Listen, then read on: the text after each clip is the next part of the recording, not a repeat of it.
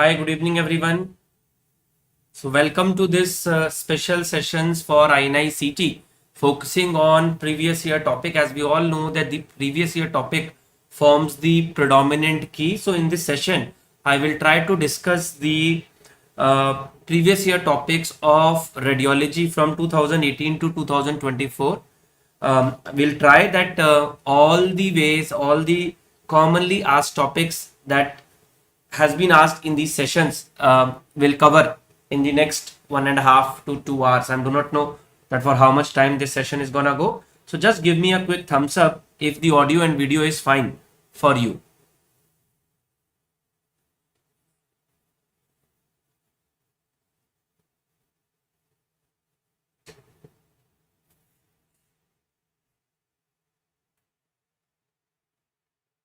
You can also drop a heart. Okay, I'm just waiting so that we can start. When I was preparing this session, I realized that it's almost a suicide not to know certain topics if you're preparing for an INICET exam. So even if you just take those topics from this 1.5 hour session, I think our job is done, and this is a worth time for this session that we are doing. Okay, so without wasting much of our time, let us start our session. So, sir, for your ease of revision, what I have done is I have divided the session on the basis of the common topics of the radiology that we read, right? Okay. So, this is the first question that has been asked once in the exam. Which of the following investigation does not have ionizing radiation? Very, very straightforward question. I would appreciate if you keep giving me answers. It will keep me motivated to give you more information. So, which of the following investigation does not have ionizing radiation? So always remember that you start radiology with this. There are certain investigation that give ionizing radiation. There are certain investigation that does not give any ionizing radiation, right? The two important investigation that does not give any ionizing radiation are MRI and ultrasound, right? MRI and ultrasound. So out of these four, this is very, very straightforward. Answer will be MRI. But always remember, it is not the PYQ that is important, it is the topic. So what is a future question? In the ionizing radiation, they may ask you which investigation uses gamma rays and which investigation uses X-rays. So do not forget that any nuclear scan will use gamma rays and any radiological scan will use X-rays, right? Now, what are the examples of nuclear scan? PET, SPECT, DTPA, DMSA, all these will use gamma rays. Now, what are the example of X-ray based scans? Radiography, mammography, CT scan, angiography. All these are examples of the investigation that uses X-rays, right? So that is a very, very important area that you need to be aware of, right? Okay. A very interesting question which was asked in this year INICET. Which of the following is done as a management of aneurysm by interventional radiologist? Which of the following is done as a management of aneurysm by an interventional radiologist? Here, what do you think is the answer? What do you think is the answer? Always remember, this is an aneurysm. Now, the aneurysms are prone to rupture. And if there is an aneurysm in the circle of Willis, first tell me, if there is an aneurysm in the circle of Willis, what it will lead to? It will lead to subarachnoid hemorrhage, right? So if there is an aneurysm in the circle of Willis, always remember what have we learned in the classes? Surgeon clips, radiologist coil. Surgeon clips, radiologist coil. So what happens? That surgery clipping is an surgical procedure. You open up the brain and you clip it. Coiling is an interventional radiologist procedure. You go into the vessel and then you place a coil around it. So what is the answer? Answer is coiling of an aneurysm.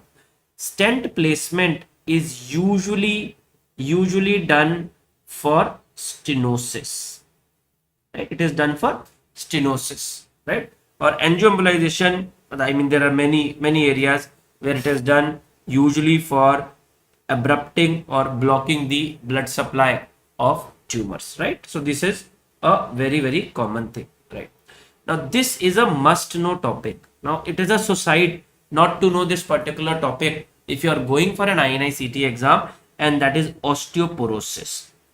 Which of the following investigation can be used in osteoporosis? One. Second important thing is this kind of question, that when more than one answer may be correct. So always remember that you have to know the trick of solving such questions. Now the trick is, now see this, one is all. So which of the following can be used in osteoporosis? You know, DEXA is used in osteoporosis.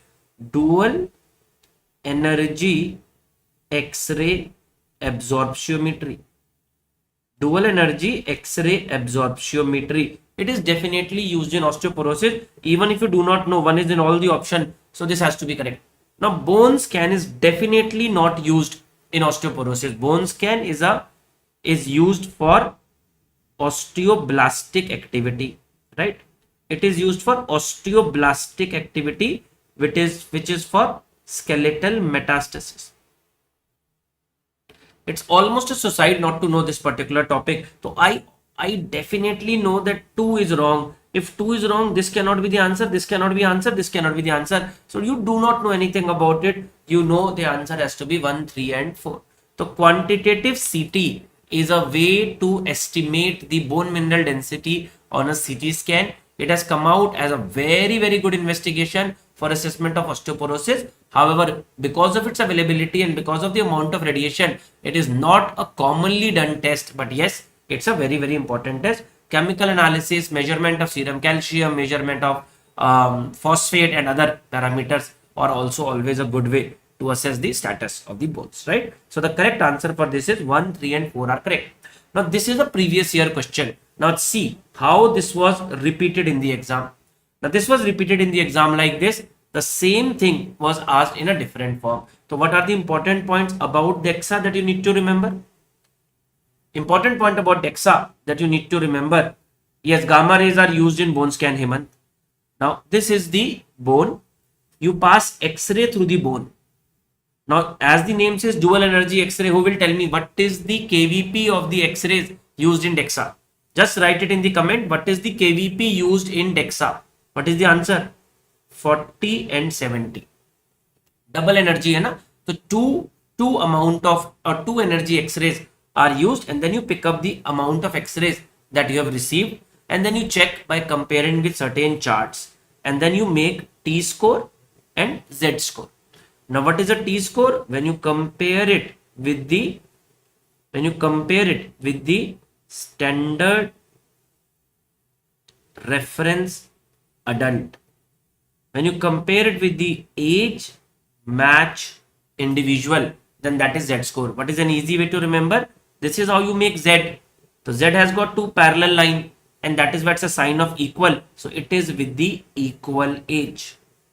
This is how you make T. T has a cross, so it is with the unequal age. So T score and Z score. Now since this is a previous year topic, now we have to know in more detail. According to WHO, which is more important? T score is more important. Grading of osteoporosis is on the basis of T score. And what is the T score? Up to -1 standard deviation is normal. Between -1 to -2.5 standard deviation is osteopenia. And more than -2.5 standard deviation below the baseline is osteoporosis. But this is on the basis of which score? On the basis of T score. Now who will tell me what is severe osteoporosis? How do you define severe osteoporosis on DEXA? So it is osteoporosis means bone mineral density more than -2.5 standard deviation below the baseline plus 1 or more fracture. Then this is what is called as severe osteoporosis, right? So these are the important points about the DEXA. What are the 3 commonly used bones? The 3 commonly used bones are the bones which commonly undergo osteoporotic fracture. Now what are these? These include lumbar vertebrae, neck of femur and radius. Lumbar vertebrae, neck of femur and radius. These are the three most commonly used bones for the measurement of osteoporosis, and that is why which of the following is a common fracture in osteoporosis? Answer is vertebra. Now the question is a common, not a common, nahi, is a common fracture. Out of them is vertebra. Please remember, subtrochanteric fracture is not common. It is the neck of femur, right? So not subtrochanteric, but the neck of femur fracture, which is more common in osteoporosis, right? Okay. Now, management based question or towards the how you going to approach a case is a very, very standard part that you get in the exam. A young patient with intermittent pain in the calf is presented to the surgery OPD. On examination, a painful ulcer is seen at the tip of great toe surrounded by black color skin.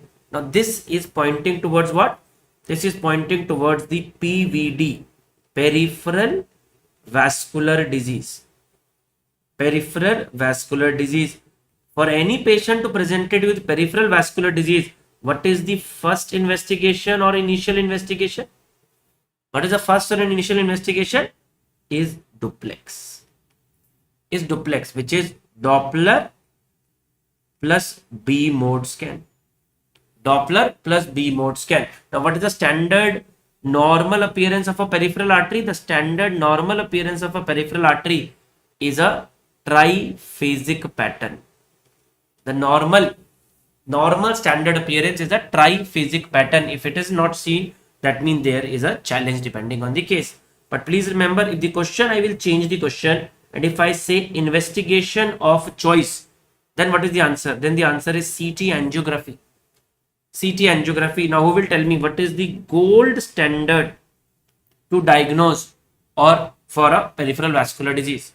What is a gold standard? Gold standard is DSA, digitally subtracted angiography, right? So always remember the way that the question has been structured. Here it says best initial investigation.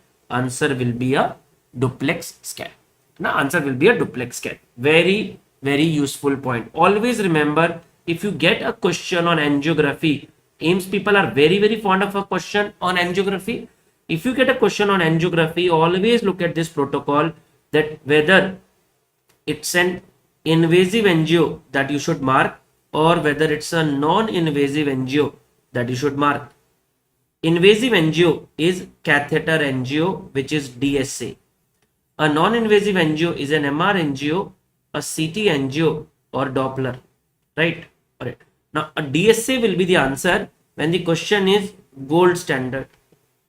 When the question is most accurate investigation. Gold standard or most accurate, think of catheter angio.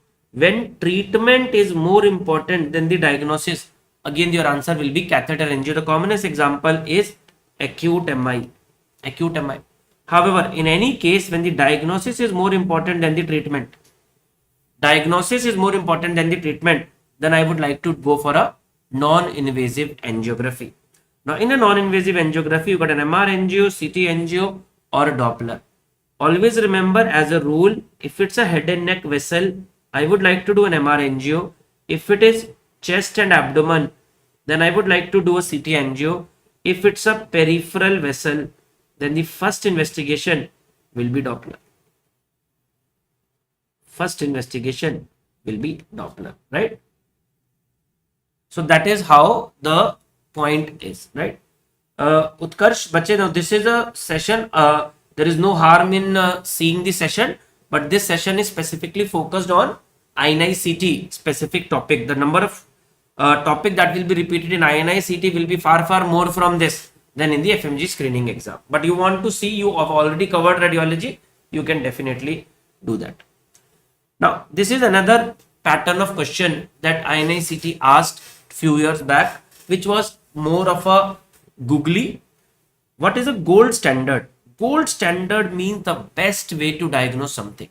But always remember, when they play with the word in the current scenario, Now, always remember gold standard will be most accurate. The problem with the most accurate word, the problem with the most accurate word is that you remember radiology 3 C's: comfort, convenience, and confidence.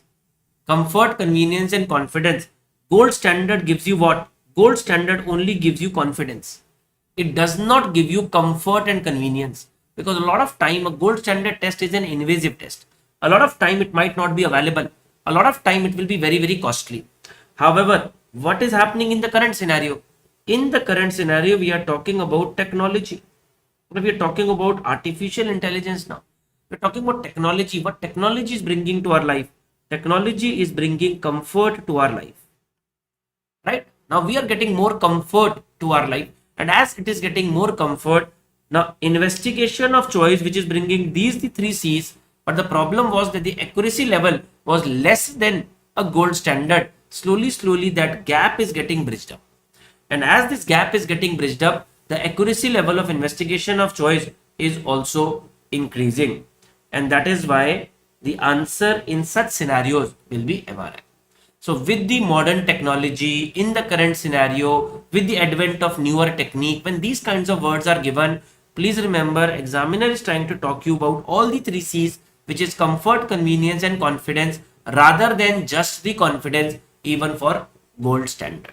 Correct? Right. So that is how you have to think in such kind of questions. Now this is a very standard question, not for INICET, but for almost every exam, be it NEET, be it FMG screening, that they will give you one image and they will ask you what is the name of this investigation.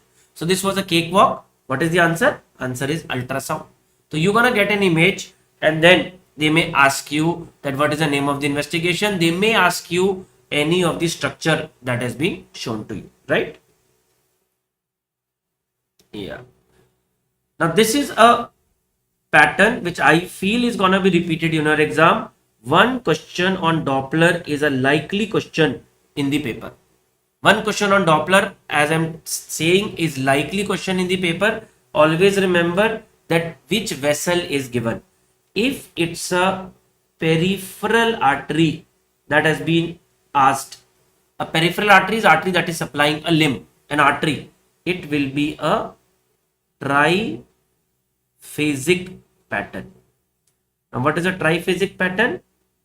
This is a triphasic pattern. Now this is a triphasic pattern. A triphasic pattern is a normal pattern in a peripheral artery, like a femoral artery, like a popliteal artery, like radial artery, ulnar artery, etc. If it's a visceral artery, remember, if it's a visceral artery, then the pattern will be like this. If it's a visceral artery, then the pattern will be like this, right? Like this. Now remember that this pattern is called as monophasic pattern, right? This pattern is called as monophasic pattern. Why monophasic? Why not biphasic? Because you are not going below the baseline. Now phasicity means up and below the baseline. So if this is a pattern, this will be called as a biphasic pattern. So which is the normal pattern in a visceral artery? Monophasic pattern. What are the examples of the visceral artery? Umbilical artery, uterine artery, renal artery, hepatic artery. These are the examples of visceral artery, right? And what is a pattern that is seen in a vein? What is a pattern that is seen in a vein? In a vein, we see this pattern, and this pattern is called as monophasic pattern again. Monophasic pattern again. Then both are called as monophasic pattern. Then what is the difference? This pattern in a visceral artery is called as monophasic pattern with pulsation, and this is called as monophasic pattern without pulsation. Monophasic pattern without pulsation. And because the most important force that is responsible for blood flowing in a vein is a negative intrathoracic pressure, and that is why there is a respiratory variation, and that is why a venous pattern is also called as respirophasic pattern. Now this is a potential question for the future exam, that which vessel in the body shows respiratory variation? Answer will be veins. So now if you see this is so easy question. Which of the following pattern is seen in common femoral vein? Answer is a what? Answer is a monophasic flow. Answer is a monophasic flow. Right? Monophasic flow. Now a question for you. Anybody who can tell me which vein shows triphasic pattern? Which vein shows triphasic pattern? Tell me any vein that shows a triphasic pattern. What is the answer? Answer is hepatic vein. Hepatic vein will show a triphasic pattern because it is in direct continuity with the right atrium through the IVC. Alright. Now question number 9. Tell me, what do you think? Which of the following statement is true concerning computed tomography? Another very new thing that has happened is that in INICET they have gone back to basics. That means they have started asking questions on radio physics. So you have to be very strong in the radio physics. I'm sure that if you have gone through Gurukul videos or now DBMCI 1 videos or DBMCI live classes, your general radiology or the physics of the radiology is definitely very strong. So which of the following statement is true concerning computed tomography? Now the point to be noted is the first thing in the computed tomography that everybody has to know is HU values. Now always remember the values vary from -1000 to +1000. -1000 to +1000. -1000 is the value given to air, +1000 is the value given to cortical bone, right? And then you have a value 0. 0 is given to water. 0 is given to water. And actually speaking, the only value that you should remember is this only. And this is what is being asked in this particular question. But since we are reading the theory also, we have to remember -100 and +100 also. -100 is given to fat, +100 is given to acute hematoma.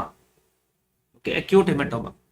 Now, more than the absolute values, this order is important. The only absolute value that is important is water.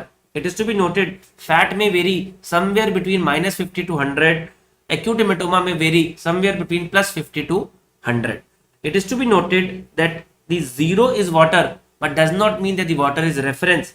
The reference value is somewhere between 30 to 40, which is liver for abdomen, gray matter for brain, and muscle elsewhere. Liver for abdomen, gray matter for brain, and muscle elsewhere. These are the simple values. So if you see this question, this is so simple.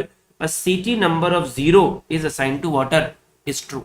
But as we said that it's not PYQ, it is the topic which is important. We need to know about all the 4 options. So typical effective dose for a CT head is 20 millisievert. No, this is wrong. It is 2.3 millisievert. What are the values that I want you to remember? You need to remember following values. Radiation dose values. Let's quickly revise them. Chest X-ray 0.02 millisievert. Please remember, this is the value that you need to remember. Now we have got certain machines which can give radiation even less than that, but still for an exam point of view, this is a value that you need to remember. Next, mammography. What is the amount of radiation in a mammography? 0.2 to 0.8 millisievert. Please remember, a lot of places this is a different value that is given. My recommendation to all of you is please follow this value, right? Okay. Now then you have to remember IVP 2.5 millisievert, right? Then you have to remember barium enema. This is 7 millisievert. Then you have to remember CT head. It is 2.3 millisievert. Then you have to remember CT chest. It is 8 millisievert. Then you have to remember CT abdomen, which is 10 millisievert. And then you have to remember bone scan, which is 4 millisievert. Now these are the values that you need to remember, and most of the values can be derived from these values. CT chest, this is another possible question. CT chest has got 400 times radiation in comparison to a chest X-ray, right? So this is definitely wrong. Now, first investigation in a suspected case of gallstone is CT scan. Now, this is another area that the examiner is very, very fond of asking. Stone. Who will tell me why this is a wrong statement? This is definitely a wrong statement. Biliary stones or gallstones are radiolucent. Radiolucent, and that is why they are not seen on CT scan. And a lot of time when you do a CT abdomen report, you write this a caution that the gallstone cannot be diagnosed on CT scan, recommended an ultrasound for that. On the other hand, renal stones are best seen on CT scan. Gallstones or biliary stones are not seen, whereas renal stones are best seen on CT scan, right? Now, this is definitely wrong. An unfiltered X-ray beam is used. Now, this is also wrong. Now, in the CT scan, we use a high energy beam. Now, who will tell me what is the kVp used in a chest X-ray? What is a kVp used in a chest X-ray? Who will tell me the answer? kVp used in a chest X-ray is around 60. kVp used in a chest X-ray is around 60. Now, what you need to remember, mammography and CT. Mammography divided by 2, that is 30. CT multiply it by 2, that is 120. Mammography divided by 2, 30. CT multiplied by 2, 120. The amount of kVp that is used in CT is 120. That is such a high energy beam. So you always have to use filters. Have to use external filter which can block the low energy X-rays, and the radiation dose or the patient can be reduced. The image quality becomes better, right? So that's the definitely wrong. Okay. Question number 10. Question number 10 is based on new NMC guideline which says that you should know patient preparation before radiological procedure. What are some of the questions that you must ask before giving or before doing any radiological investigation? This is a new topic that has been added. So expect more questions on such kind of topic. A female of reproductive age group had been asked a CT scan. Which of the following history should be taken before performing CT scan?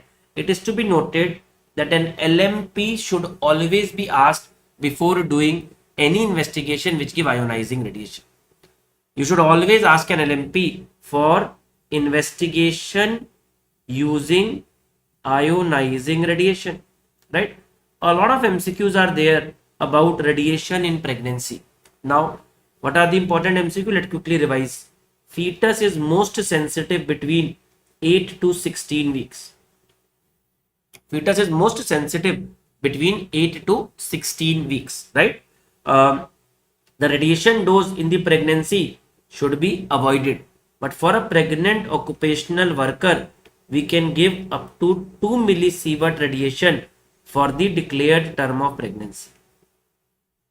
For the declared term of pregnancy, and that is at the surface of her lower abdomen.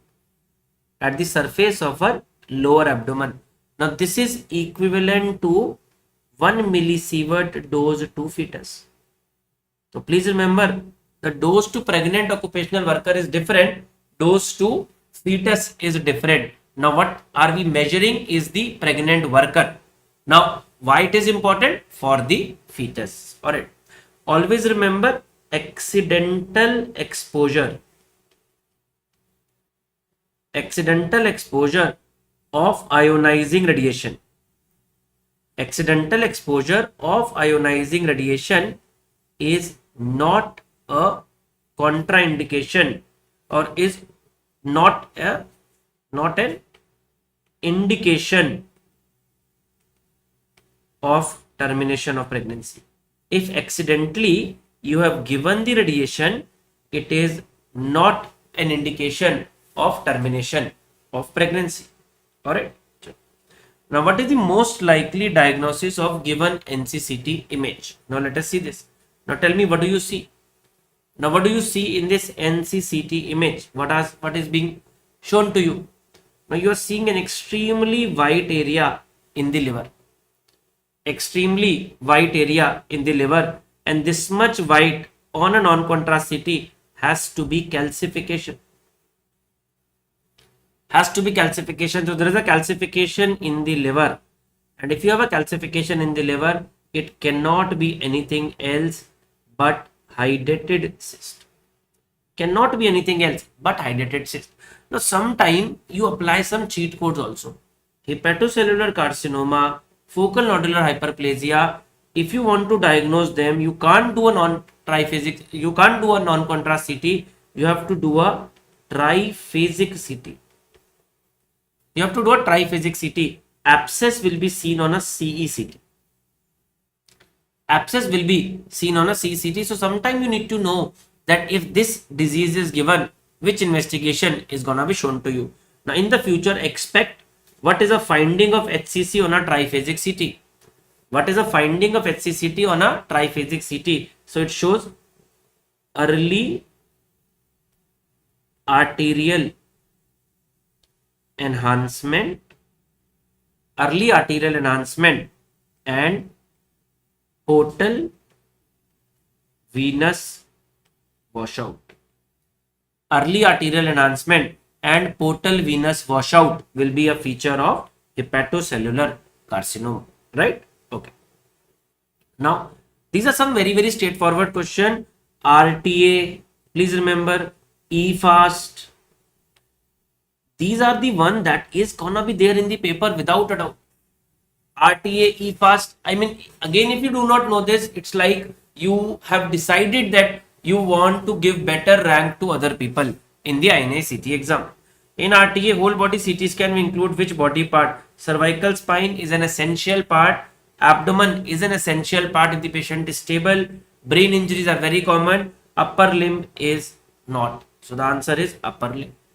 And the limb scanning is not a part of whole body C2 protocol without a doubt. So answer is 1, 2 and 3 will be included. So this question was not as this. This was more than one option. 1 is true, true is true, 1 and 2 are true, 1, 2 and 3 are true. So 1, 2 and 3 is correct. Now 1, 2 and 3 is correct. Now tell me, now a patient has a polytrauma. You have placed a collar. Now before removing collar, what will do? You will rule out a cervical spine injury. What is the name of criteria? What is the name of criteria which will decide whether the imaging is needed or not? Whether the imaging is needed or not. What is the answer? Nexus criteria. Nexus criteria are gonna decide whether the cervical spine imaging is needed or not, right? Okay, question number 13. You are an intern and has been given the below image to be interpreted by a professor on round. Identify the scan. Now what do you see? What are you seeing? It is very simple. Now always remember, when you see such kind of images, your brain starts wandering, and that is why the rule is focus on one single image. So let's say focus on this particular image, and then you can easily identify that this is the image of pelvis, right?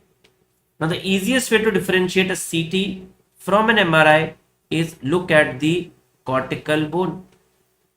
Look at the cortical bone. If the cortical bone is white, it is CT. If the cortical bone is black, then it is MR. If the cortical bone is black, then it is MR. If the cortical bone is white, it is CT. So the cortical bone is so white. So this is definitely a CT. Now the point is it a contrast CT or a non-contrast CT? In this image, it is very difficult to identify. Answer is very simple. But contrast study, when dye study word is written, always remember it is not for a CCT. It is for conventional scans like IVP, MCU, HSG, RGU. When these scans are done, these are called as conventional studies or dye studies, right? So don't get confused over here. Now this is another very standard pattern of question when the examiner is interested in asking that what is done by CT, what is done by MRI. So always remember, if somebody asks you what are the common condition when you perform a CT, I will say, please remember, NCCT is done when you want to see acute hemorrhage in brain, when you want to see calcification, when you want to see cortical bone, when you want to see air, right? These are the conditions when you do NCCT. What are the conditions when you do CECT? If you want to stage a tumor, you will do CECT. If you want to see lymph nodes, you will do CECT. If you want to see infections, inflammation and abscesses, you will do CECT. If you want to see trauma, with the exception of head trauma and unstable patient, I will do a CCT, and CT angiography is also a type of CECT. However, when will you do an MRI? If you want to see neural tissues or involvement of the neural tissue or a neural structure anywhere, I will do an MRI. If you want to see the bone marrow involvement of the bone, which is a part of a cancellous bone, you will do an MRI. If you want to see cartilage, if you want to see ligaments and tendons, all these cases I would like to do an MRI. So CT, NCCT, CCT, MRI. Now, which of the following lung cancer is staged by MRI? Very interesting. Any lung cancer staging is best done by PET CT or CECT. The exception being Pancoast tumor. Why Pancoast tumor? Because Pancoast tumor involve the neural tissue. It involves the neural tissue. Which neural tissue? Superior sympathetic ganglion, and brachial plexus. Now I have two questions for you. Question number one, tell me, histologically Pancoast tumor is what kind of cancer? Histologically Pancoast tumor is what kind of cancer? Histologically it is a squamous cell cancer. It is a squamous cell cancer. How I used to remember? I used to remember normally squamous cell cancers are central, peripheral cancers are adeno. Please remember, Pancoast tumor is a peripheral cancer, but it's a squamous cell cancer. Okay, one. Second, now a very important question. Tell me, while performing CT scan in a suspected case of bronchogenic cancer, which organ should always be included in the imaging? While performing CT scan in a suspected case of bronchogenic cancer, which organ should always be included in the imaging? What is the answer? Answer is adrenal gland. Adrenal gland should always be included in the patient with suspected bronchogenic cancer because it is the most common site of metastasis from CA lung. Most common site of metastasis of CA lung, right? All right. Next, identify the MRI sequence. Now, what is this? If you see this kind of imaging with black dots over here, please remember this is a special sequence of MRI. It is already written over here, and that is called as SWI, susceptibility weighted imaging. Susceptibility weighted imaging. All right. Another important catch here and a point here that I want to tell you is that please remember, whenever you are appearing for an exam, please see the image very carefully. Don't forget to look at all the four corners of the image. This we always tell to radiology resident also when they are going for the exam, that look at the four corner of the images. Sometime the answer is written at one of the corner. So make sure that if you catch it, and you are not missing the mark in this particular area, right? Okay.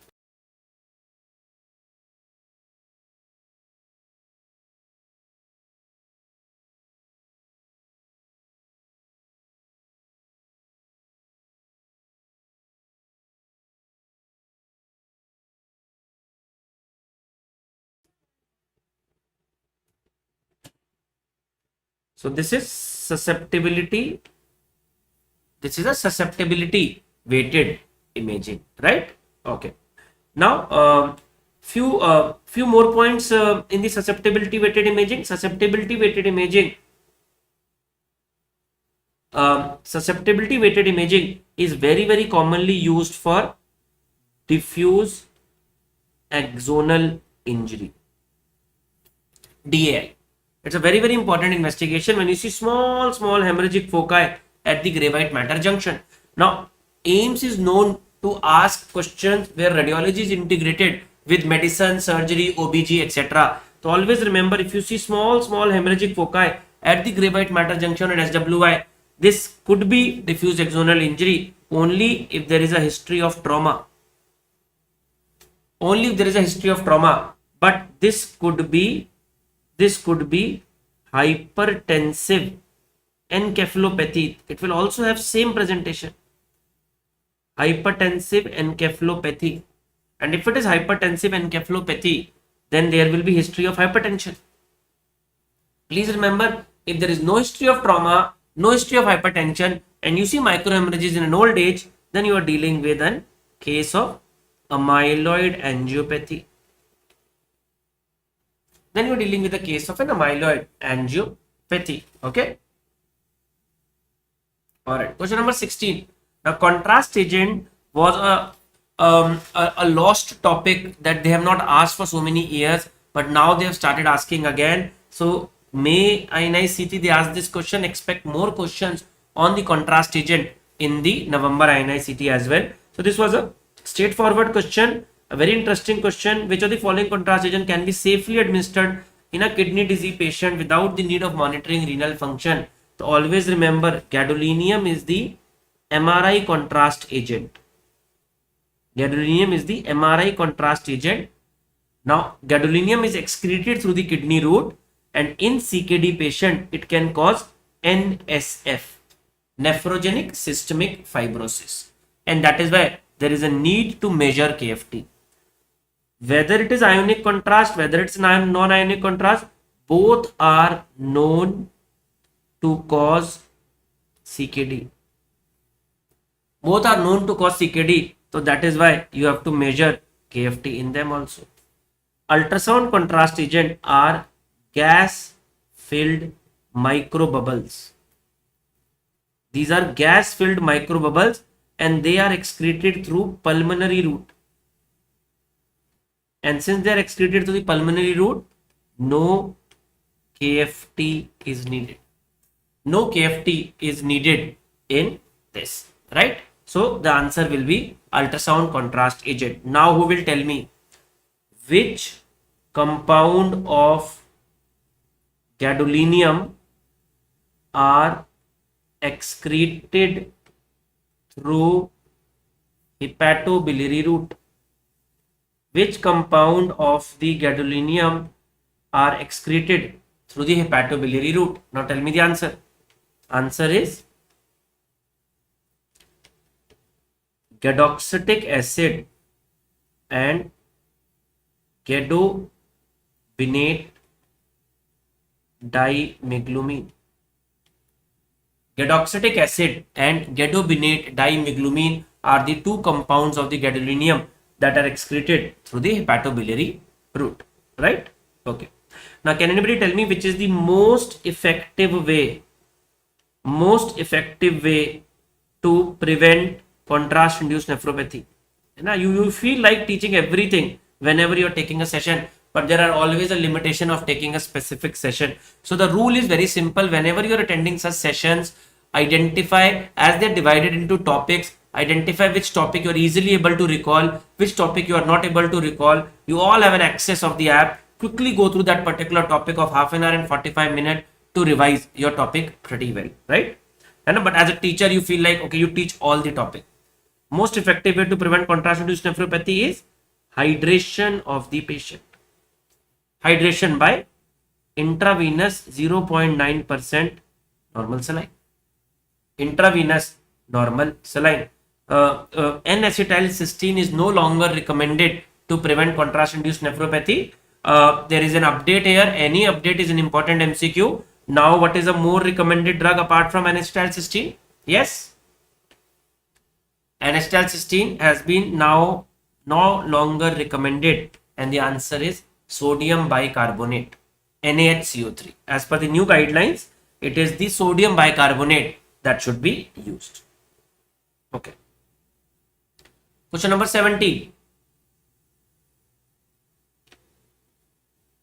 On a Post-operative day 5 following lap cholecystectomy, a patient presented with pain abdomen. On ultrasound, a 5 by 5 centimeter collection is seen in the Morrison's pouch. A possibility of the biliary leak is suspected. What is the most sensitive investigation? The examiners are very, very fond of asking questions on post-op bile leak. Okay, post-op bile leak. All right. So now let us understand this. It is very easy. So usually they present on day 4 or day 5 post cholecystectomy. Post cholecystectomy, day 4, day 5, patient presented with pain. There is an ultrasound that is done. Now if you do an ultrasound, you will see a collection in GB fossa. You see a collection in the GB fossa, and this collection could be anything. Now this collection could be bile, could be hematoma, could be pus. So now the standard is what you do is a USG guided pigtail insertion, right? You do a pigtail insertion. Pigtail will confirm that this is bilioma. If it is pus, no need to do anything else. All right. USG will confirm that this is a collection. Pigtail will confirm this is a bilioma. Now most of these biliomas are self-limiting. But if there is a continuous drainage that is coming, then what do? You try to identify the site of the leak. Now the first investigation that you do is MRCP, which is easily done. If MRCP doesn't pick up anything, then you will do ERCP. Now which is the most sensitive test? Most sensitive test is HIDA. HIDA. Now what do you do is that you inject this compound. It is excreted from the biliary tree, and if there is a leak, it will get accumulated and get mixed with the collection, and you will see leak outside the biliary tree and the liver. But the problem is it will not be able to tell you the exact site of leak. Exact site of leak is best identified by ERCP. The most sensitive is HIDA, and that is why these kind of questions are one of the most difficult question to solve in the exam, because it exactly dependent on what is this word that is written. And that is why my recommendation to you is, whenever you see such kind of questions, try to read them in an order. And the order is, this is the first line that you should read. Whenever you will read it as a first line, your major attention will be on this. Otherwise, by the time you're gonna come from this word to this word, you're gonna maybe not give too much importance to this particular word. Using the last line technique will also take less time to solve an MCQ. So ERCP, HIDA, MRCP, and on ERCP, if you don't see anything, then maybe CT to be done to look at that what is happening. On HIDA also, if you see a leak, then a CT might be done after that, right? Okay. Next question. What is the preferred modality for the localization of parathyroid adenoma? This is also a favorite area of the examiner. Very, very commonly asked area of the examiner. In this question, answer is Cysta-MEB scan. In this, answer is Cysta-MEB scan. Let me see if I have another question now. Now, next year, November, INICET 2023, they gave this question, but the choices that they gave were, Cysta-MEB scan and Cysta-MEB SPECT. Please remember that. All right. So always remember, scan is a projection image. SPECT is a cross-sectional image. Right. Scan is a projection image. SPECT is a cross-sectional image. Localization of anything is better done in a cross-sectional image. If somebody tells you want to localize a nodule in the chest, which one is better, chest X-ray or CT scan is better? Your answer will be obviously CT scan is better than the chest X-ray, right? So that is the same thing. Always see all the four choices. So if both are given in the choice, then the answer is Cysta-MEB SPECT. Now it is also to be noted that 4D CT is also very good. And if that is given in the option, then that will be the answer. But not a simple CT. And a 4D CT, you can do a real 3D CT, a three-dimensional CT with time, the enhancement pattern in the time. That is to be noted, if 18 um, um, if fluorocholine PET, if fluorocholine PET is also given, not FDG PET, fluorocholine PET, that is also a very good test for localization of parathyroid adenoma. So these are newer advances that have come up, but out of them, this was an easy question. It was a Cysta-Mealy scan, right? Okay. Now, examiners are very fond of asking questions on this. Always remember, in the PET, the commonest one is 18 FDG, which is a marker of glucose metabolism, right? Few more metabolite that I want you to remember is 18 fluorine is a positron emitter. Now a newer agent that has come up is gallium 68, and you can have a gallium 68 PSMA PET for prostate cancer metastasis, right? One. Second, you can have 18 fluorine dopa PET. 18 fluorine dopa PET is for pheochromocytoma. And then you have got a gallium 68 DOTA NOC, DOTA TOC, and DOTA TATE PET. Now these are for neuroendocrine tumor, the most important being carcinoma. DOTA NOC, DOTA TOC, DOTA TATE PET, these are neuroendocrine tumor for carcinoid. The typical carcinoid has an extremely low glucose metabolism, and usually it doesn't show activity on FDG PET. When you do DOTA NOC, DOTA TOC, DOTA TATE PET, they have got affinity for somatostatin receptor, and they show very good activity in this neuroendocrine tumor, namely majorly typical carcinoid, right? So these are some general radiology linked questions from previous year INICET, and I've tried to cover the relevant topic of them. Now let us go to the integrated part of the radiology, which is the more common thing that you get in the exam. So let us again go in an order. Let's start from the neuro. A favorite topic of examiner, irrespective of the exam that is there, is head trauma. They cannot think of a PG entrance exam or a MBBS screening exam paper without a head trauma. A young male met with a road traffic accident, brought to casualty with GCS score very low. He has raised ICT. No, CT is normal. Spinal imaging was also normal. Then why the GCS is so low? Always think about only one disease, and that is diffuse axonal injury. So very commonly asked topic in the exam. Before we go on to this, same question and a different year. 34-year-old, poor GCS, NCCT normal, answer is DAI. So that means any topic, my senior told me, if you're preparing for the exam, you see any topic that has been asked in the twice, you have to know it in a significant, decent knowledge. So what is a DAI? What is a triad of a DAI? Trauma, unconscious patient, and normal NCCT. Trauma, unconscious patient, and normal NCCT. What is the investigation of choice? MRI. Which sequence of MRI? SWI. Susceptibility weighted imaging. What will you see? Punctate foci of hemorrhage. Small tiny foci of hemorrhage is at gravite matter junction, corpus callosum, and brainstem.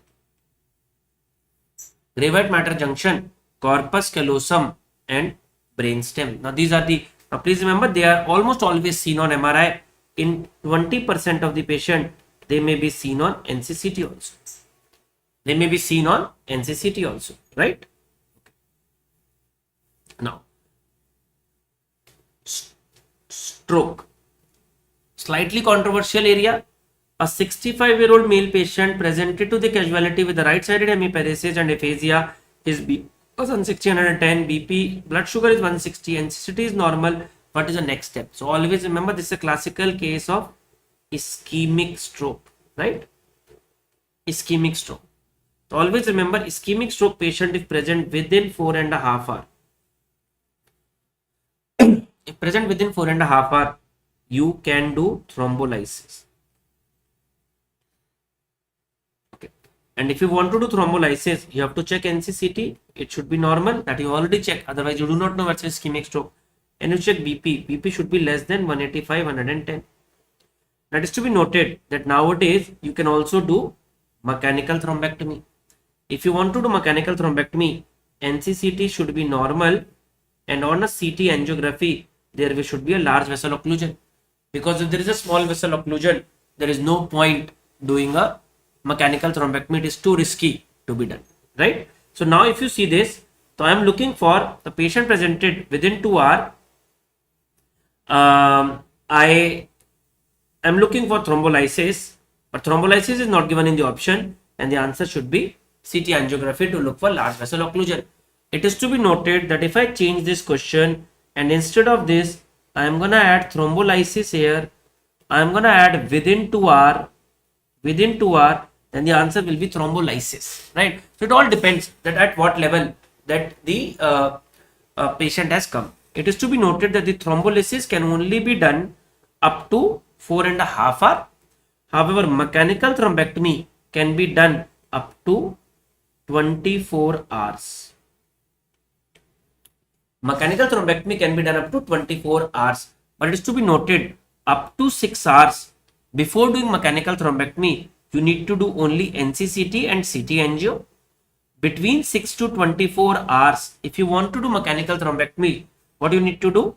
You need to do NCCT, you need to do CT angio, and you need to do a CT perfusion. You need to do NCCT, you need to do CT angio, and you need to do a CT perfusion. Why? Because you need to check 4 P's of stroke imaging. 4 P's of stroke imaging. What are these 4 P's? P for parenchyma, P for pipe, P for perfusion, and P for penumbra. Parenchyma, pipe, perfusion, and penumbra. Parenchyma is assessed by NCCT to look for hemorrhage. Pipe is assessed by CT angiography to look for large vessel occlusion, and perfusion and penumbra is assessed by CT perfusion. Perfusion and penumbra will be assessed by CT perfusion. Correct? Okay.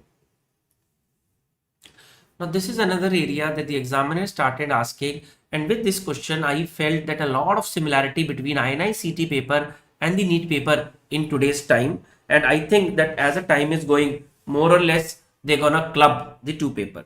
So 22, a 16-year-old patient presented with seizure.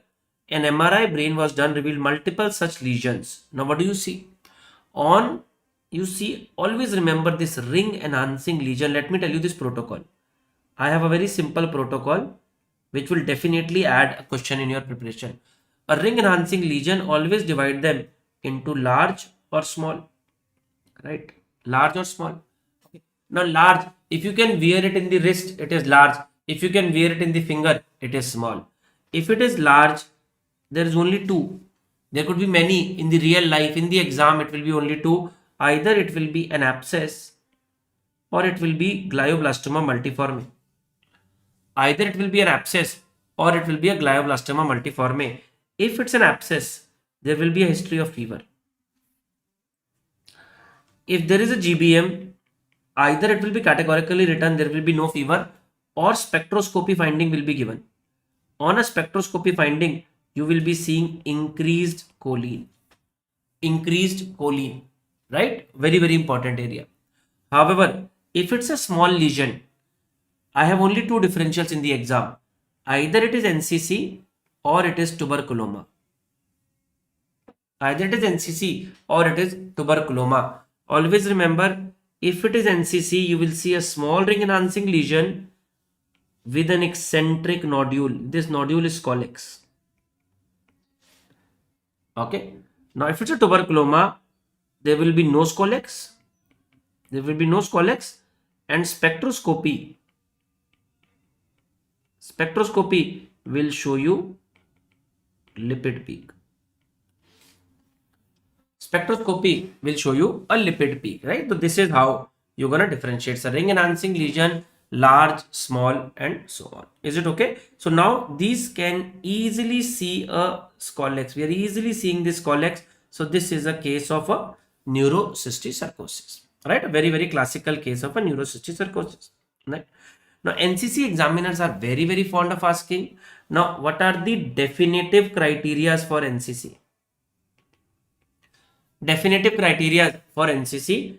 Now, these include presence of a parasite in brain biopsy. Presence of parasite in brain biopsy. Number 2, presence of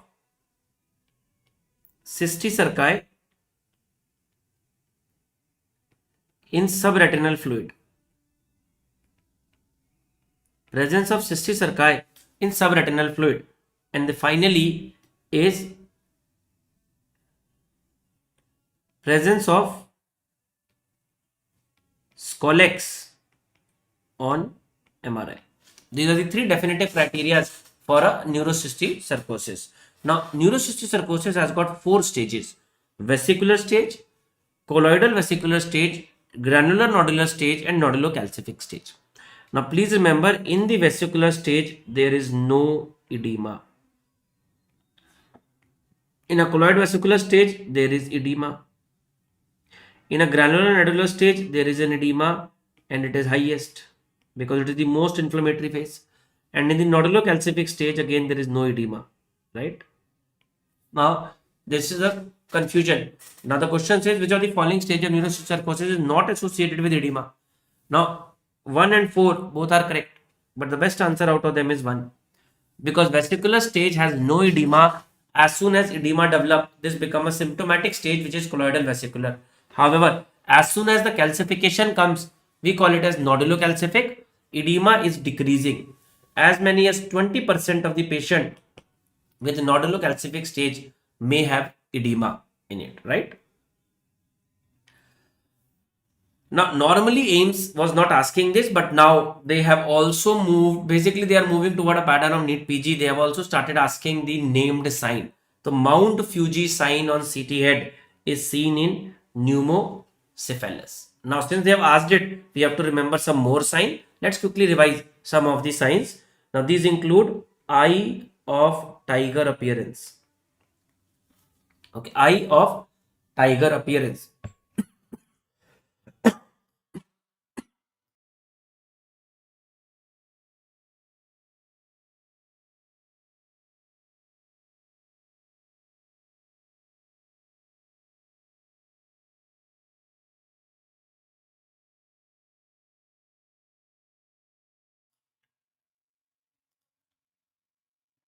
Sorry. Eye of tiger appearance is seen in Heller-Warden-Spatz disease. Eye of tiger appearance is seen in Heller-Warden-Spatz disease. Then you have got tigroid pattern. Tigroid pattern is seen in metachromatic leukodystrophy, right? Also, you can remember Pelizaeus-Merzbacher disease. Heller-Warden-Spatz disease, also called as PCAN. That's correct. Also called as PCAN. Tigroid pattern is seen in Pelizaeus-Merzbacher disease. Okay. Then you have got signs like Dawson's finger appearance. Dawson's finger appearance is a feature of multiple sclerosis. Delta sign. Delta sign is seen in venous sinus thrombosis. Venous sinus thrombosis. Alright. So eye of tiger, tigroid, Dawson's finger, delta sign, and then you have got panda sign. Face of a panda sign. Face of panda sign is seen in Wilson's disease. Right. Then you've got a molar tooth appearance. Molar tooth appearance.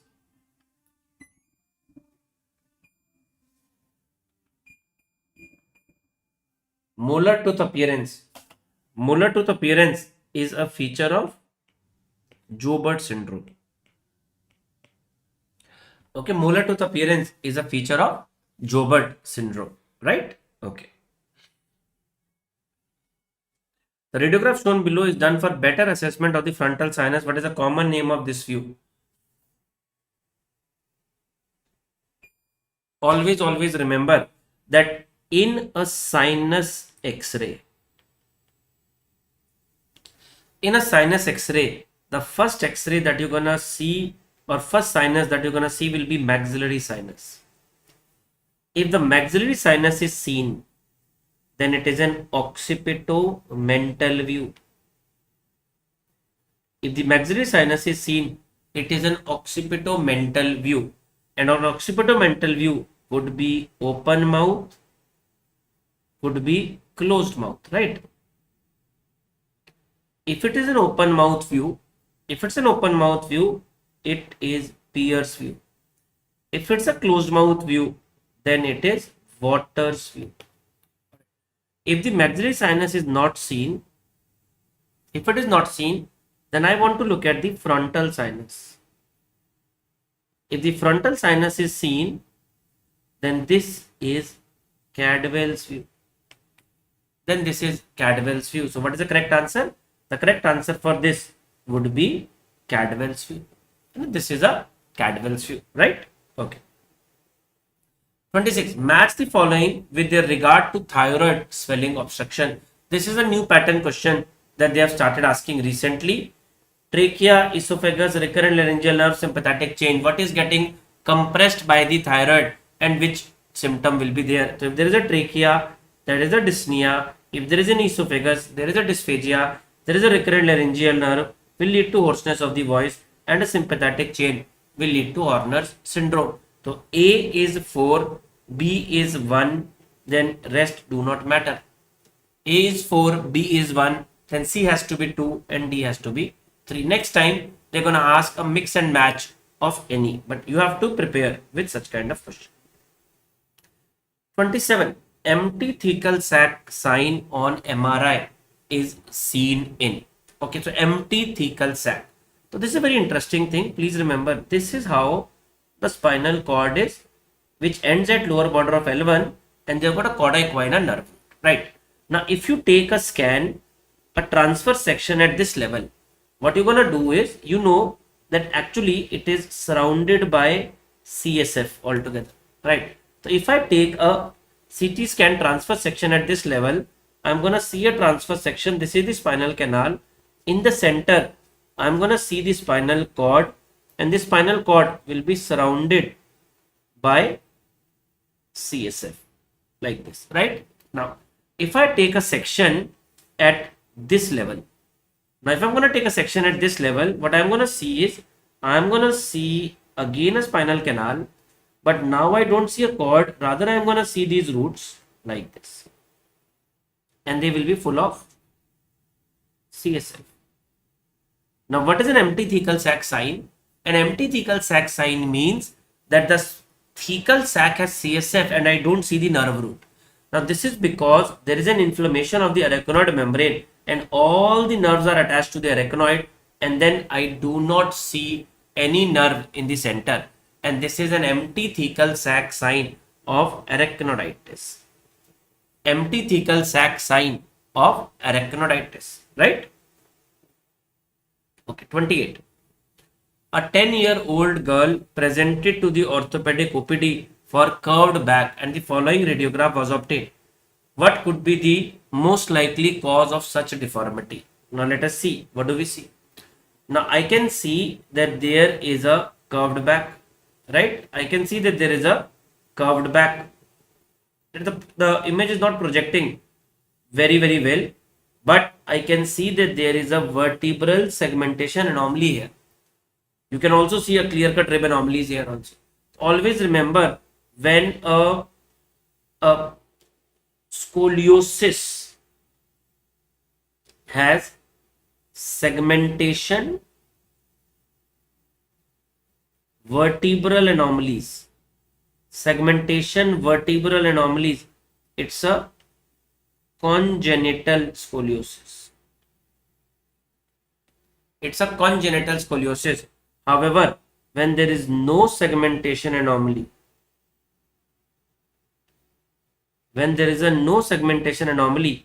then it is an idiopathic scoliosis, also called as JIS. JIS, juvenile idiopathic scoliosis, right? Now let's see this question. Now breast imaging, this is another topic which was a lost topic, then they have added again. Which is not an advantage of USG over mammography, right? Which is not an advantage of USG over mammography. So that means it's trying to ask that normally USG should be better than mammography. What are the conditions when it cannot be used? Now let's go opposite. In young female with dense breast, think about it, that what is a major limitation of mammography? I cannot do it in young female with dense breast. What can I do? I can do an ultrasound. So this is definitely an advantage. Can be used for guided biopsy, correct? It can be used for guiding biopsy. Can be used to differentiate solid versus cystic lesion. Yes, ultrasound is the most useful investigation to differentiate a solid lesion from a cystic lesion. And what is the name of the sign? Acoustic enhancement. Acoustic enhancement, right? USG can be used to detect mammographically undetectable tumor which are palpable. If the tumors are palpable, it's unlikely that they will not be mammographically undetectable, right? So this should be the answer, right? So that's not an advantage, but 2, 3 and 4 are definitely an advantage of ultrasound, right? Question number 30. Question number 30 is a favorite topic that they are asking, and you should know, everybody should know how to identify the ribs on an X-ray. So please remember that. I am going to add another X-ray. I am nowadays adding this X-ray because this is the X-ray of your favorite person.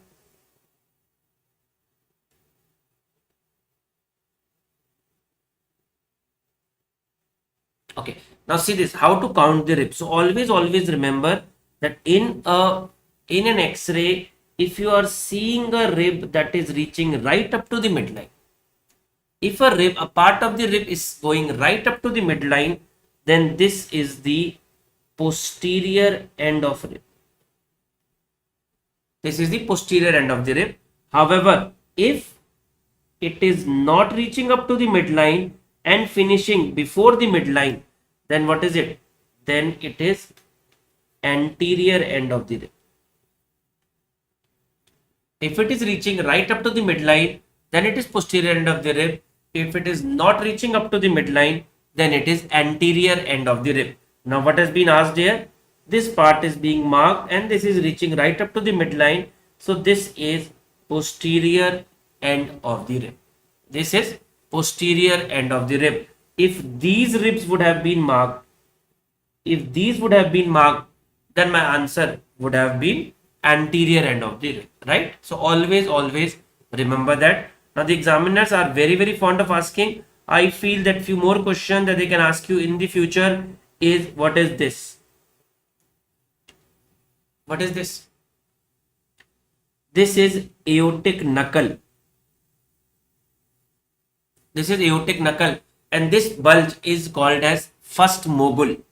Now then this is pulmonary artery. If this you see a bulge, then this is called as second mogul, and then you have got a small concavity because of the left atrial appendage. If this also gets bulged, this is called as third mogul, and then finally you see this convexity because of the left ventricle. And these are the four structures that form the left heart border: aortic knuckle, pulmonary trunk, left atrial appendage, and left ventricle, right? Now this is right heart border, superior vena cava, right atrium and inferior vena cava, and this is inferior border of the heart. This is inferior border of the heart. It is to be noted that the normally apex is formed by the left ventricle, which is down and out. In tetralogy of Fellow, it is formed by the right ventricle, which is up and out. Right? Okay. Next question. 31. A young patient met with a road traffic accident and now presented to the casualty and a chest X-ray was performed. Which of the ribs are fractured? Again the same thing. Now what do we see? Now please see this carefully. What are we seeing? This is first rib. This is second rib. This is third rib. This is fourth rib. This will become fifth rib. This will become sixth rib. This will become seventh rib. So what are the ribs that are fractured? It is the 5, 6 and 7th rib that are fractured. So please do double practice that how to count the ribs. Next time they're going to ask you any other part and you should definitely be able to answer it, right? Okay. Now, apart from the chest x-ray, they're also asking CT, and this year they ask the anatomical variant in the CT. They can ask you the normal structure or they can ask you an anatomical variant. Now, what do you see here? Now, always remember, if you see a CT, this much black has to be lung, right? So, right lung and left lung. Now, this is a blood vessel and this is an aorta. This black structure is trachea, right? If it is black, it has to be air, right? So, normally, aorta and its branches are in front of the trachea. But now we are seeing there is a branch that is coming from the aorta and going posterior to the trachea as well as posterior to the esophagus. This structure is esophagus. And this is an abnormal, or I will not say abnormal, I will say a variant of the anatomy when the right subclavian artery is taking an origin from the left side and going posterior to the esophagus and trachea, and this is called as aberrant right subclavian artery. Aberrant right subclavian artery, and because it is compressing the esophagus, usually these patients presented with dysphagia, which is called as dysphagia lusoria. Dysphagia lusoria, and what do you see is you see a compression of esophagus. On a barium swallow, you see a compression of the esophagus, which is posteriorly. You see a posterior compression of esophagus. Okay. Now 33. A 26-year has a stab injury and now presented to the casualty with the following chest x-ray. What is a probable diagnosis, right? Now I do not know what was the exact x-ray, but expect more of such questions in the question. In the exam. Now, always remember, if you are seeing a white out lung, please remember it cannot be pneumothorax. It cannot be pneumothorax. Any air will always be black. Any air will always be black. If you are seeing a white out lung, the answer has to be hemothorax. Answer has to be hemothorax. Now, pulmonary contusion will also be white, but a pulmonary contusion, if you're gonna see, will not be diffuse. They will be patchy. Right? Pneumothorax will be black. Now, diaphragmatic hernia is very much a possibility after a stab injury, specifically when there is an injury to the diaphragm and the contents are herniating. So, either it will be bowel that will be herniated if it is on the left side. If it is on the right side, liver will herniate, but this will not make the entire lung white. Basically, it will look like that the lung has compressed and the lot of part is occupied by the liver, right? So this should be hemothorax, right? A lot of question. Pneumothorax. Again, pneumothorax is a definitive question in the paper. Definitive question. A 25-year-old patient came to emergency again after an RTA. Now, emergency conditions is a standard area in INICET. Management of patient who presented to emergency is a very specific area, be it a gynae emergency, be it a surgical emergency, be it a medicine emergency, be it ICU. You have orthopedic emergencies, you have to know all of them. 25-year-old patient came to emergency after a road traffic accident. He was able to speak but not in sentences. That's a typical way of giving sudden onset dyspnea. On auscultation, hyperresonant note is seen on the right side. Chest x-ray was given below. You are seeing what is called as a tension pneumothorax. Tension pneumothorax. Now what should I do? put a large bore needle in the second intercostal space and then ICD in the fifth intercostal space. If this is given, that's an ideal answer. That's an ideal answer. But a lot of time, such kind of choices will not be given. And again, this is a pneumothorax, right? A lot of times, such kind of choices will not be given. And now you have got same question, but now different options. First step in the treatment of the patient. First step in the treatment of the patient will be needle thoracotomy. Not an open surgery, a needle thoracotomy followed by an ICD insertion, right? Next question. Instead of an X-ray, can you do anything else? You can do ultrasound. You can do ultrasound. Pneumothorax, as I told you, has been asked so many times that I do not have word about it. Right? In this sign, when you see straight line at the top and a grainy appearance at the bottom, this sign is called as seashore sign. And a seashore sign is a normal appearance. Seashore sign is a normal appearance. However, if you see this sign, if you see this appearance, we are not, this is the same image where it is showing the seashore sign. However, if they show you straight lines, if they show you straight line, this is called as stratosphere sign. So seashore sign is normal. Stratosphere sign is a sign of pneumothorax. Stratosphere sign is a sign of pneumothorax, right? Okay. 40. A 40-year-old male patient with mucopurulent cough underwent a CT examination. What do you see? Now these are very straightforward standard questions, standard radiological images. What do you see?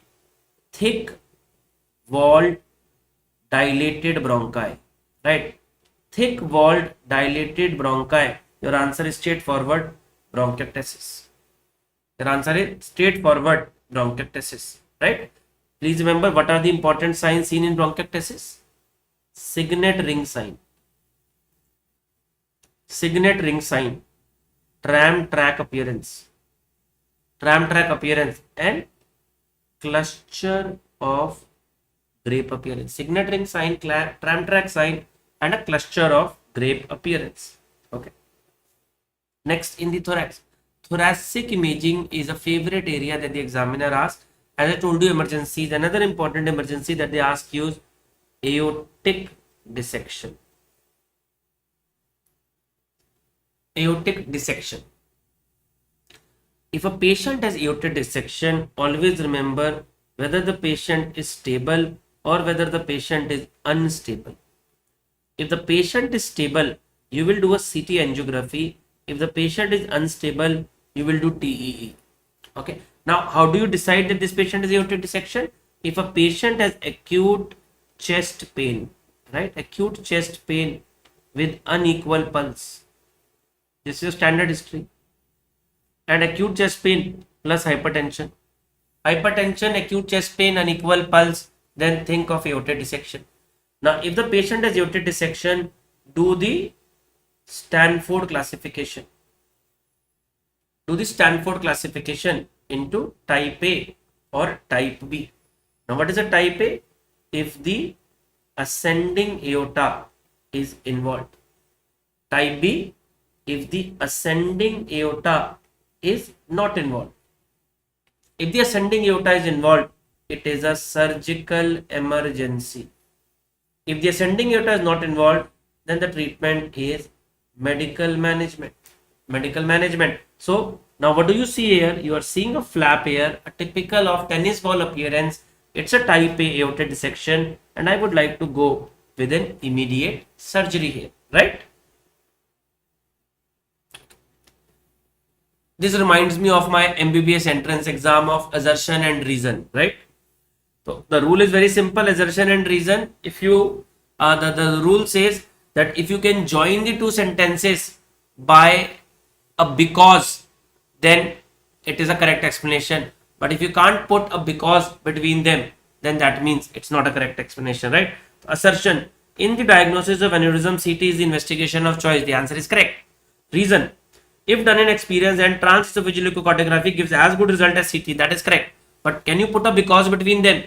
No. The reason is not an explanation of assertion. So the answer is both A and R are true, but is R is not the correct explanation of R is not the correct explanation of A. Okay. 43. Which is the most common mediastinal tumor? That's always remain a controversy. But now let's do the end of controversy. The answer is thymoma. Most common mediastinal tumor is thymoma. Most common anterior mediastinal mass is also thymoma.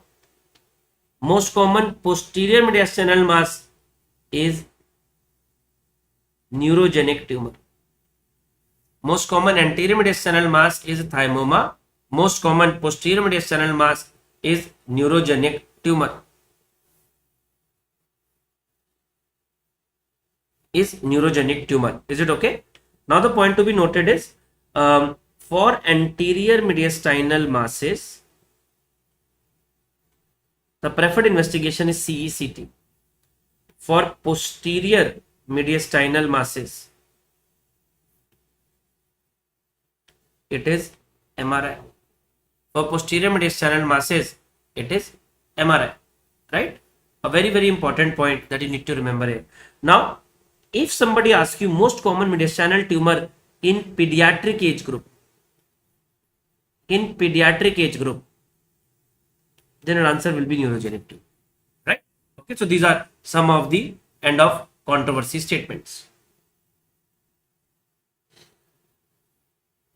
Not much of a need for this. It's extremely unlikely that somebody is going to ask you COVID in this scenario. But since it's a PYQ, so you know 4 and 5 indicate typical finding of COVID, and what is that? Multifocal peripheral areas of ground glass opacity in bilateral lower lobe. Multifocal peripheral areas of ground glass opacity in bilateral lower lobe is diagnostic for COVID.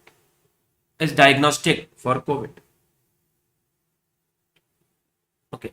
45. A child presented with 7 months of productive cough and hemoptysis for the last 1 month, now presented with fever for last 15 days. A chest x-ray was done and shown below. Now what do you see?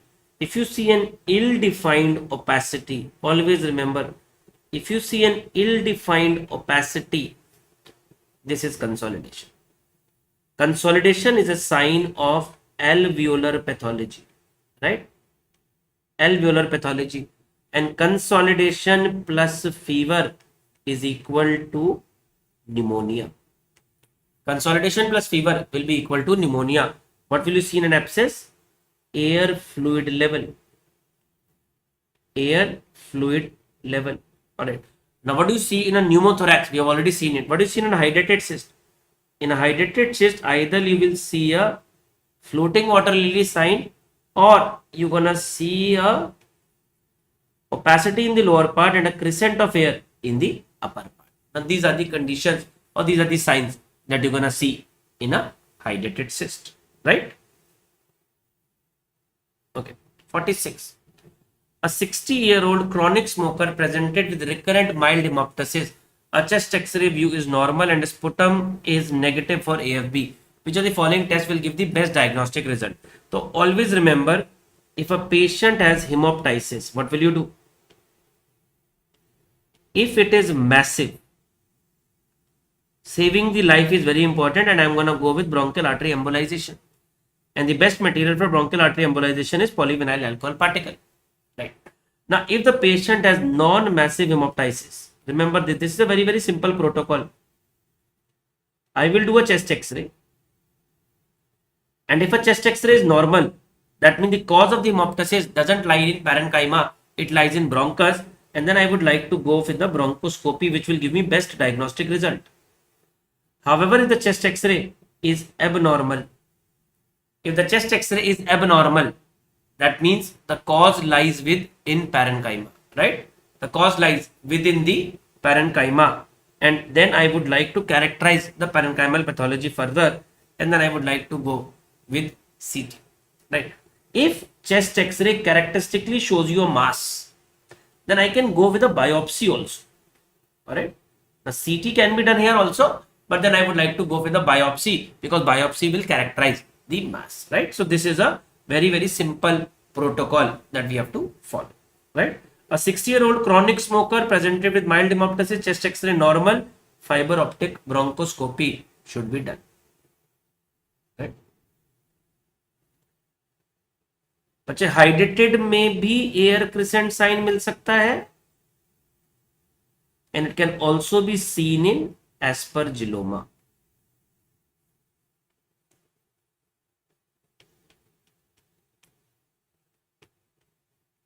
Hydrated cyst can also show air crescent sign, and aspergilloma can also show this sign.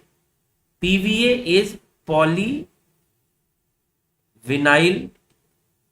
alcohol particles. Polyvinyl alcohol particles, right? Abdomen. Now, from the chest, let's move to the abdomen. And in abdomen, barium studies is a very, very standard question that we get in the exam. So, a 30-year-old patient with progressive difficulty for both solid and liquid. Always remember, whenever the dysphagia to liquid is given, your answer is achalasia. Always, always remember. Whatever is given, it does not matter. Answer is achalasia. And if it is achalasia, I will do an upper GI endoscopy plus manometry. Upper GI endoscopy plus manometry. 24-hour pH monitoring is done for gastroesophageal reflux disease, right? Okay, just give me a second.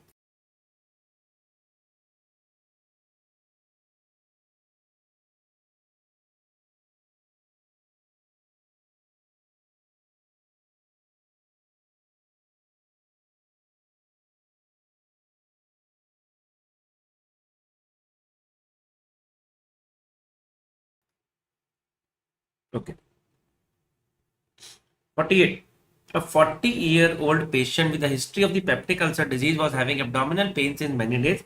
It get worse since last 2 hours. A radiograph was performed and shown here. What is to be done in this patient? Now, what do you see? There is air under right dome of diaphragm. Air under right dome of diaphragm. And the moment you see air under right dome of diaphragm, it is perforation, and I would straight away go with an IV fluid with emergency laparoscopy, right? So the rule is very simple. Suspected perforation, do not forget this. If there is a suspected perforation, always do a chest X-ray first. If there is air, do lab, exploratory lab, right? If there is no air, then do a CT scan. Right? That's a very, very simple protocol. Now, can we do X-ray abdomen erect and supine? Answer is not of a much role, but remember few named signs. Regular sign, football sign, cupola sign, triangular tail sign.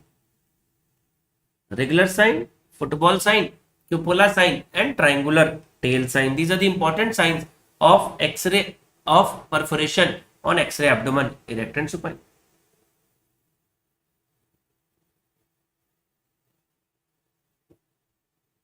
Okay. Series 49. A child presented with mild abdominal discomfort with intermittent abdominal pain. There is no other symptom. Now, intermittent abdominal pain in a child, always remember you are dealing with a case of, and with this X-ray, specifically with this X-ray, you are seeing an opacity in the right paracardiac region. This is a case of Morgagni hernia. Always remember two kinds of diaphragmatic hernia, BPL, MAR, BPL MAR, Bogdalek posterior left. Bogdalek has herniation of bowel loops. Morgagni anterior and right, and it has got herniation of usually omental fat. So Morgagni anterior right, Bogdalek posterior left. So answer is Morgagni hernia, right? 50. Match the following sign with the correct disease. So please remember this new pattern. Match the following, more than one correct, little bit of assertion and reason. You have to be very, very smart that you are picking it up. So football sign, we have just done pneumoperitoneum, right? So one is 4 and the question ends here. String sign is seen in hypertrophic pyloric stenosis. Rat tail in these achalasia, and inverted umbrella sign is seen in TB, right? So always remember this. So the string sign, you may get confused. String sign is also seen in Crohn's disease, also seen in TB. But out of these, because one is seen in pneumoperitoneum, your answer is straightforward. It's a case option 2. Right. Now this is a very standard point of MBBS that you should know, that how to differentiate a small bowel loop from a large bowel loop.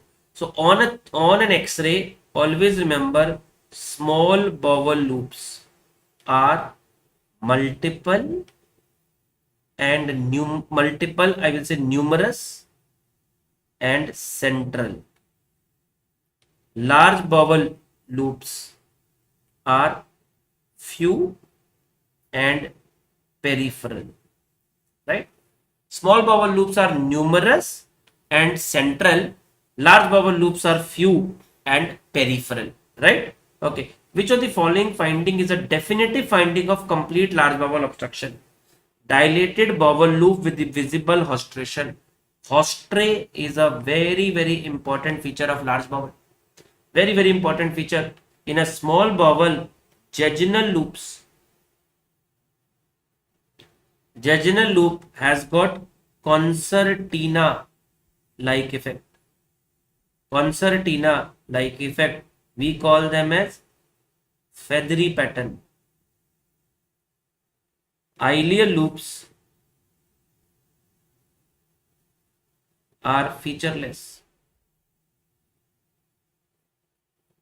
Jejunal loops have feathery pattern, concertina like effect. Ileal loops are featureless, whereas large bowel loops are few and peripheral and they have haustre. So dilated bowel loop with visible haustration is a definitive finding in this particular case, right? We don't need any explanation for this. This is a most commonly asked X-ray. This is a typical coffee bean appearance of sigmoid volvulus. Coffee bean appearance of sigmoid volvulus when the sigmoid has upturned on its axis. Okay. Now expect this question again in the exam when they will ask you the Coinard segments of the liver. So always remember that you have to remember in a transfer section, you can have superior segments or you can have inferior segments. If you have a superior segment in a transfer section, it will be 7, 8, 4 and 2, right? It will be 7, 8, 4 and 2. If these are inferior segment, you will have 6, 5, 4 and 3, right? So from right to left, you will see 4 segment. If it's a superior segment, it will be 7, 8, 4 and 2. If these are inferior segment, then it will be 6, 5, 4 and 3. The easiest way to identify them is look at kidney or gallbladder. If the kidney or gallbladder, they are seen, you are looking at the inferior segments. If the kidney or gallbladders are seen, you are looking at the inferior segment. And if it's an inferior segment, it will be 6, 5, 4 and 3. So this is 6, this is 5, this is 4, this is 3. The arrow is not pointing correctly, but if this is marked, this is segment 5. Then this is segment 5. So this is how you will be able to identify. But please remember, in the exam, in the future, you may get superior segment or may get inferior segment. But this is a new topic that they started asking. The rule is very simple. They start asking a topic, they slowly increase the level, and once it has asked multiple times, they drop that topic for 5-6 years and it comes back again. 54. A 56-year-old male patient with obstructive jaundice reveals dilated CBD and intrahepatic biliary radical on ultrasound. No calculi were seen.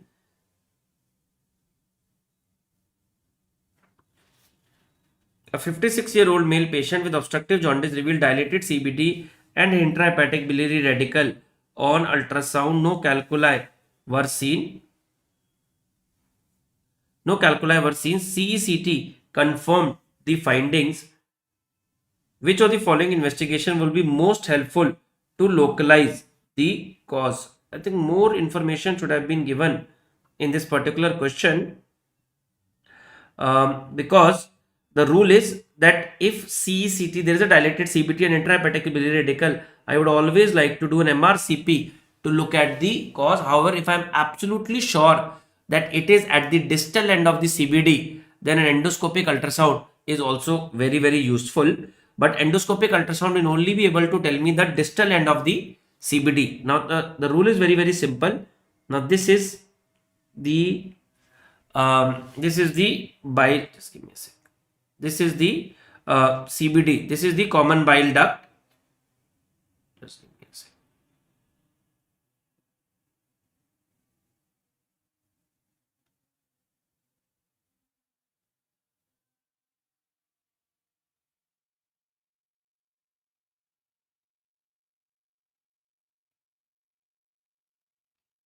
This is the common bile duct, and in this common bile duct, the intrahepatic biliary radical, right hepatic duct, left hepatic duct, all are very, very well seen on MRCP, right? If specifically you have to look at the distal end of the CBD, endoscopic ultrasound is a very, very good investigation. So always look at the language of the question. When specifically it's the distal end of the CBD is being asked, that means the examiner is trying to take you towards the distal end of the CBD, and then the answer will be endoscopic ultrasound. Nothing of such sort is written in this particular question. My best answer in this particular scenario would be MRI. So that is how I am gonna go with this, right? Same thing. A patient with history of cholecystitis was presented to ER and cholecystectomy was done. Now presented with abdominal pain and biliary leak is suspected. If there is a biliary leak that is suspected, we have gone to the first part, and the first thing will always be ultrasound to check for collection. Ultrasound to check for collection. The rest of the things will be done later, right? Okay. Now let us see this. Now this is another thing. अगर सारे option C mark कर दें तो क्या probability होगी exam निकल जाए? नहीं निकलेगा बच्चे. You will not be able to get anything. That is for sure, right? Now, what is the diagnosis of below given ultrasound image? Now, what do you see? So normally this is how the gallbladder seen on ultrasound. All right. Now, when you see this, this is a very, very typical appearance. That means the gallbladder is this. This is an again a normal variant, and this is what is called as a Phrygian cap. Right. If there would have been a stone would have been seen as an echogenic structure with a shadow behind. With a shadow behind, right? So that's a point that you need to remember.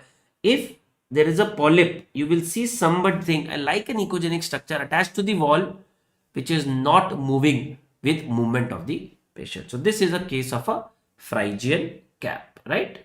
Okay.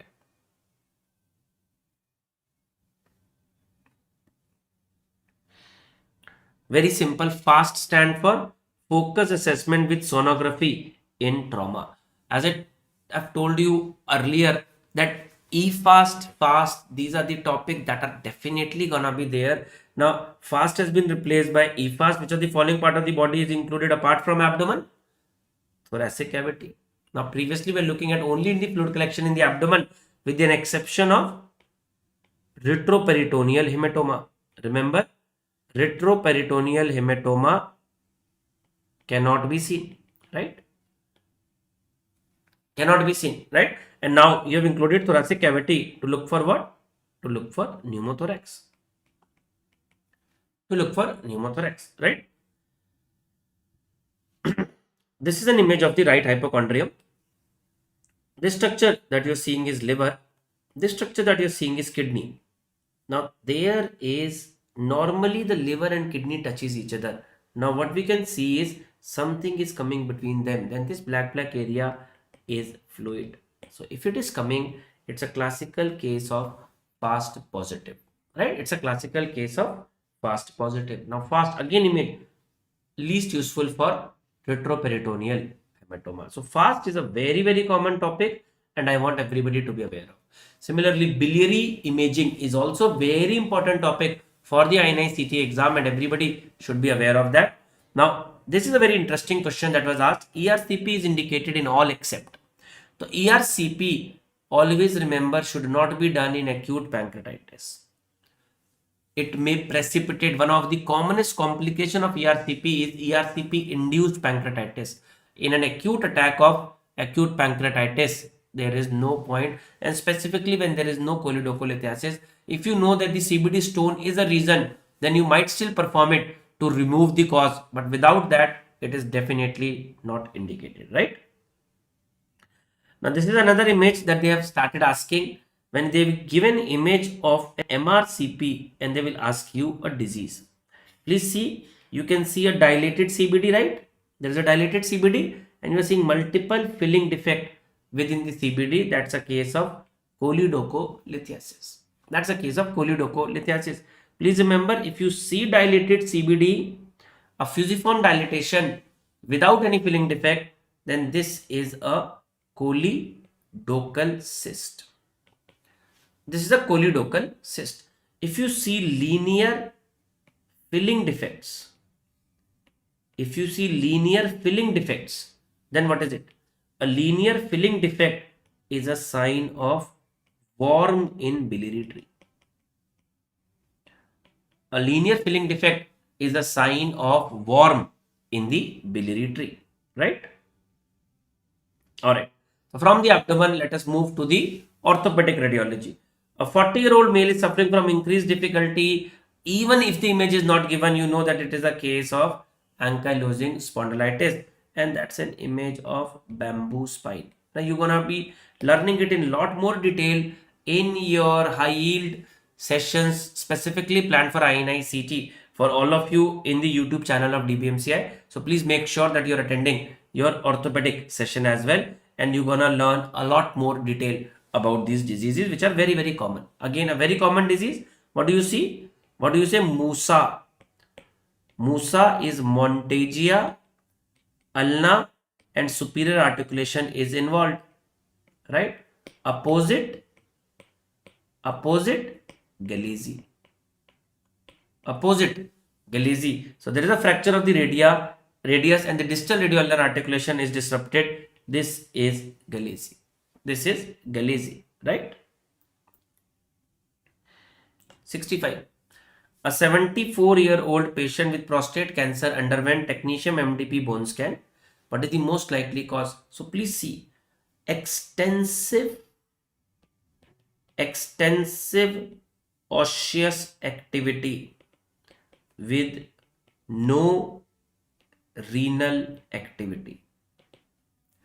Extensive osseous activity with no renal activity is called as super scan. Now, super scan can be seen in metabolic bone diseases, or super scan can be seen in extensive osseous metastasis. Extensive osseous metastasis. Now, let us see the choices. Due to increased uptake in the renal gland and the kidney, no. Due to diffusely increased uptake in the skeletal metastasis, yes.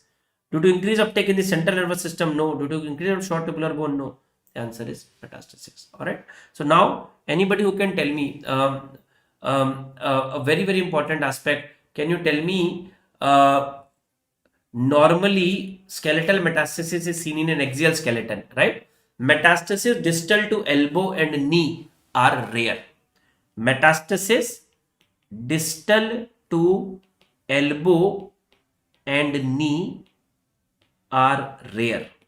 Who will tell me what are the cancers in the body that can be metastasized distal to elbow and knee? What are the common cancers in the body that can metastasize distal to elbow and knee? Distal to elbow and knee? I'm waiting for an answer.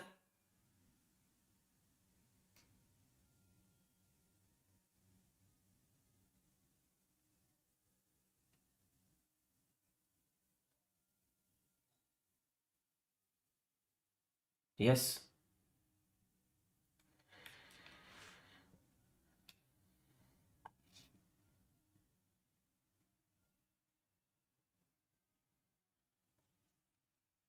So I used to remember it as कोई ना पहुंचे जहां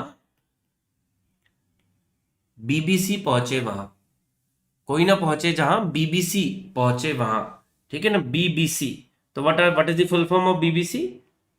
If I am not mistaken, it is bronchus, bladder, colon. Bronchus, bladder, colon. These are the three common cancers which, so B is not breast, B is bronchus यानी कि lung. Bronchus, bladder, colon. These are the three common cancers whose metastasis can be seen distal to elbow and knee, right?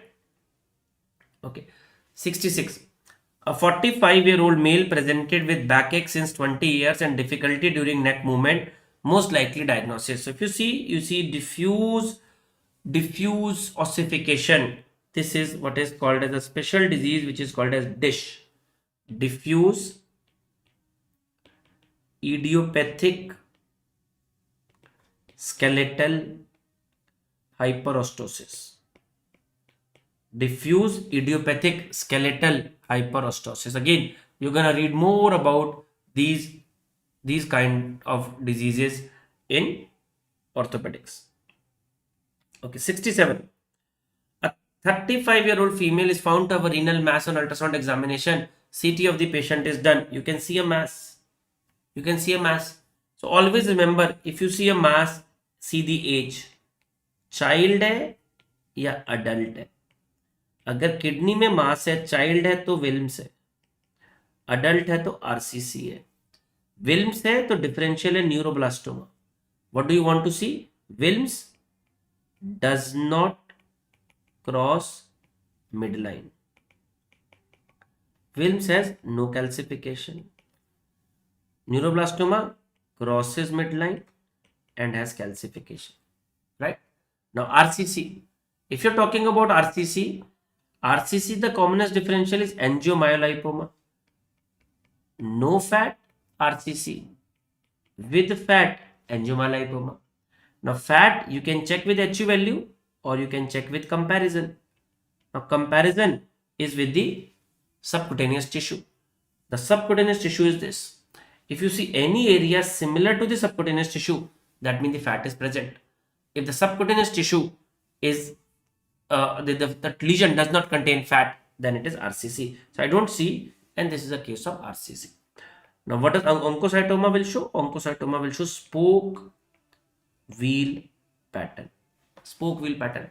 A simple renal cyst will be homogeneously hypodense. Homogeneously hypodense. Right? That's how you're going to differentiate them. Alright. Let's move to the OBG. A unicornuate uterus can be identified by which of the following investigation? So again, please remember laparoscopy is a very good investigation. HSG yes. X-ray has no role. So the only answer that I left is 1 and 2 are true. 1 and 2 are true. It is to be noted that the laparohysteroscopy is gold standard. Laparohysteroscopy is gold standard. If laparohysteroscopy is not given, then MRI. Right? Okay. Which modalities are used for the diagnosis of placenta accreta? Now, what is the placenta accreta? Invagination of the placenta into the myometrium is called as placenta accreta. Ultrasound is usually the first investigation to diagnose placenta accreta. MRI is the most useful imaging investigation for the diagnosis of placenta accreta. So always remember 1 and 2 are true. Radiography has no role in placenta accreta, I do not have an option. The answer is 1 and 2 are true, right? But if MRI is also not given in the option, then the answer is 3D ultrasound, right? The answer cannot be lapro or histo in isolation for a uterine anomaly, right? Okay, what do you see? An antenatal ultrasound of a 19-week pregnant female is given below. You can see this protrusion, and this is omphalocele, right? If you don't see skull, this is anencephaly. If you see a protrusion at the back, then this is meningocele. If you see a protrusion in the skull, then this is encephalocele. So this is protrusion in the abdomen, and this is omphalocele, right? This is omphalocele. Sequential arrangement type. Now, what are the things in what time this is done? NT-NB is done between 11 to 13 weeks, 6 days, right? Anomaly scan is between 18 to 20, but now because of the MTP Act, which has been amended, can be done later than the 20 weeks also. Growth scan, 28 to 32 weeks.